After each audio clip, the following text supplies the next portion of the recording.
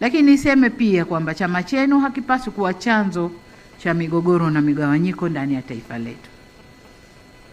Niungane na mwanasheria mkuu wa serikali aliposema kwamba chama kinapaswa kuendeleza, kulinda na kusimamia misingi ya amani, usalama, umoja na mshikamano wa taifa letu. Wananchi, matarajio ya wananchi ni kuona mnatekeleza majukumu yenu kwa taswira na mwelekeo huo. Hivyo msikubali taaluma yenu kutumiwa au kutumika kuhalalisha jambo lisilo sahihi na lenye nia ovu dhidi ya taifa lenu.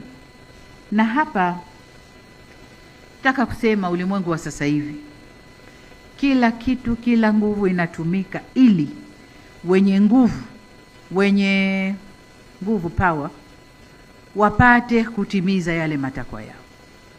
Kuna nguvu ya fedha inazunguka dunia nzima, si kwetu tu, dunia nzima, ili wenye nguvu wapate kutimiza matakwa yao. Niwaombe sana ndugu zangu, sisi ni Watanzania.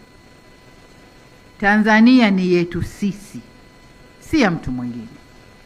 Ikiendelea ikiwa vizuri ni yetu, tukiivuruga ikiharibika ni yetu.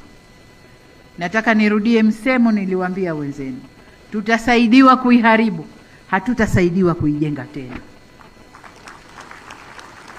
Kwa hiyo niwaombe sana sana sana, fanyeni kazi mkijua nyinyi ni Watanzania na hapa ndipo kwenu, hamna kwingine.